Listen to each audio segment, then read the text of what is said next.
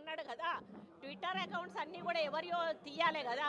తీసి వీడు ఈ ఈ మనిషి ఈ ట్విట్టర్ అకౌంట్ మెయింటైన్ చేస్తూ ఉన్నాడు, ఈ మనిషికి మాకు సంబంధం లేదు, ఏ అకౌంట్లలో నుంచి నా మీద కామెంట్స్ వచ్చినాయి, ఏ అకౌంట్లలో నా మీద పోస్టులు చేసిండ్రో ఆ ట్విట్టర్ అకౌంట్కి సంబంధించినటువంటి అకౌంట్ మెయింటైన్ చేసే అతన్ని ఫోటోలు బయట పెట్టామనండి.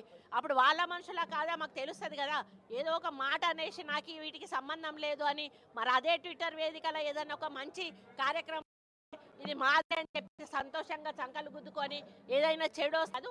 నిజంగా నువ్వు నిజాయితీ పరుడు అయితే ఆ ట్విట్టర్కు నీకు ఎటువంటి సంబంధం లేకపోతే ఏ ట్విట్టర్లలో నా ఫోటోలు పెట్టి షేర్ చేశారో పోస్టులు చేశారో వాళ్ళని అందరు ట్విట్టర్ అకౌంట్లో వాళ్ళ ఫోటోలు కూడా సైబర్ క్రైమ్కి ఇచ్చి ఈ ఫోటోలకు సంబంధించిన వ్యక్తులు మా వాళ్ళు కాదు, వీళ్ళ మీద చర్యలు తీసుకోండి అని చెప్పి నువ్వు ఒక రిప్రజెంటేషన్ ఇవ్వాల్సిందిగా నేను డిమాండ్ చేస్తున్నాను.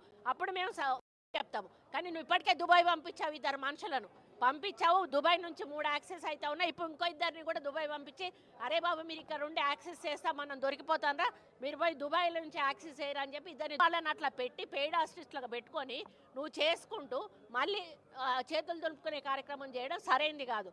దీన్ని తప్పకుండా నువ్వు వెనక్కి తీసుకోవాల్సిన అవసరం ఉంది. నా దొంగ ఏడుపు అన్న మాటను వెనక్కి తీసుకోవాల్సిన అవసరం ఉంది.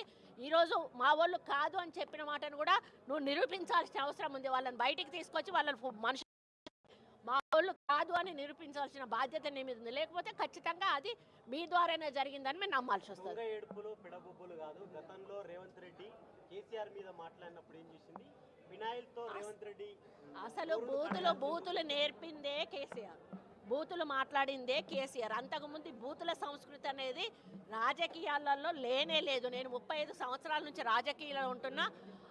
లోపల అసెంబ్లీలో మాట్లాడుకున్నా కూడా విమర్శలు చేసుకునే వాళ్ళు కానీ బూతులు ఇక్కడ కూడా మాట్లాడుకునే వాళ్ళు కాదు. రాజశేఖర రెడ్డి గారితో నేను 10 సంవత్సరాలు పనిచేశాను. అదే 9 ఏళ్ళు చంద్రబాబు నాయుడు హయాంలో నేను ఎమ్మెల్యేగా పనిచేశాను. ఏమయ్యా రాజశేఖర్ అని ఆయన మాట్లాడేవాడు, ఏమయ్యా చంద్రబాబు అని ఈయన మాట్లాడేవాడు. కానీ ఎక్కడా కూడా అసభ్య పదజాలాన్ని వాడినటువంటి సందర్భాలు లేవు. ఈవెన్ సిఎల్పిలో మేము మాట్లాడేవాడు వాళ్ళం కాదు, టీడీఎల్పీలో వాళ్ళు మాట్లాడేవాళ్ళు. కానీ ఈయన రెచ్చగొట్టే పద్ధతిలో తెలంగాణ ఉద్యమం మాట్లాడాడు అంటే అది ఓకే, అది ఉద్యమం కోసం మాట్లాడాడు.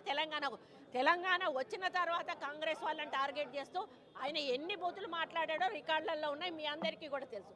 ఆ సంస్కృతిని వాళ్ళు ప్రవేశపెట్టి దాన్ని ఖండం చేయాల్సిన అవసరం వస్తుంది. ఎదుటోడు బూతు మాట్లాడినప్పుడు మేము బూతుతోటే ఖండం చేయాలి. చూపించి మేమే మాట్లాడుతున్నాము వాళ్ళే మాట్లాడుతున్నారు మేము మాట్లాడతాం లేదని చెప్పడం అనేది సమంజసం. సినిమా జీవితాలతో కూడా కేటీఆర్ ఆడుకున్నారని చెప్పేసి మీరు కొంతమంది డైవర్సులు కూడా తీసుకున్నారని. డైవర్సులు ఒకరిది అయిందండి. నాగ చైతన్య డైవర్స్ 100% కేటీఆర్ చేయబట్టే అయింది. ఎందుకంటే ఎన్కన్వెన్షన్ హాల్ని కూలగొట్టద్దు అని అంటే సమంతను నా దగ్గరికి పంపాలి అని చెప్పి ఆయన డిమాండ్ చేశాడు. సమంత గారిని వెళ్ళమని చెప్పి నాగార్జున వాళ్ళు ఫోర్స్ చేశారు. సమంత నేను వెళ్ళను అనింది. వెళ్ళను అంటే వాళ్ళు చెప్తే వింటే విను లేకపోతే వెళ్ళిపోండి డైవర్స్ ఇచ్చారు.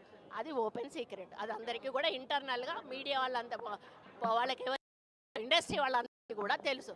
ఈరోజు సమంత జీవితం అన్యాయం కావడానికి 100% కేటీఆరే కారణం. అదేవిధంగా 2-3 హీరోయిన్లు పెళ్ళిళ్ళు కూడా చేసేసుకున్నారు. ఎందుకు అన్నట్టు ఈ డ్రగ్స్ కేసు రాగానే ఈరోజు మీకు తెలుసు రకుల్ ప్రీత్ సింగ్ ఆల్రెడీ బయట ఆమె పెళ్లి చేసేసుకుందా. ఇంకొకరిద్దరు హీరోయిన్స్ కూడా గబగబా పెళ్ళిళ్ళు చేసేసుకున్నారు. ఈ తలకాయ నొప్పి మాకేంద్ర బాబు, మేము ఇందులో ఇరుక్కుంటాము. ఆ రోజు ఆయన అధికారం ఉండి ఈ విధంగా వాళ్ళ ఫోన్లు ట్యాప్ చేసి వాళ్ళు ఎవరితోటన్నా సీక్రెట్గా మాట్లాడుకున్న వాటిని రికార్డ్స్ని తీసుకొని ఆ రికార్డ్స్ను వాళ్ళకి వినిపించి బెదిరించి ఇగో ఈ రికార్డు మీద ఉంది నా దగ్గర, మీరు కానీ రాకపోతే ఈ రికార్డు నేను బయట పెడతా అనే పద్ధతిలో చాలామంది హీరోయిన్లను లొంగపరుచుకున్నాడు. వాళ్ళందరినీ డ్రగ్స్కి అలవాటు చేశాడు. ఈయన కూడా డ్రగ్స్ వాడాడు. దాని ఫోన్ ట్యాపింగ్ కేసు కానీ చాలా సీరియస్గా మన ప్రభుత్వం తీసుకోవడం జరిగింది. వాళ్ళ రిప్రజెంటేషన్ వాళ్ళు ఇవ్వరండి, వాళ్ళు బయటకు రారు. కాబట్టి ఎంక్వైరీలో వాళ్ళ పేర్లు వచ్చినా కూడా గోప్యంగా ఉంచడం జరుగుతుంది. ఎవరైతే విక్టిమ్. హిట్ టీవీ యాప్ ని డౌన్లోడ్ చేసుకోండి. ఇందులో short news, live news, entertainment movies అన్ని అవైలబుల్ గా ఉన్నాయి. Please download hit TV app. Hit TV app ని ఫ్రీగా డౌన్లోడ్ చేసుకోండి.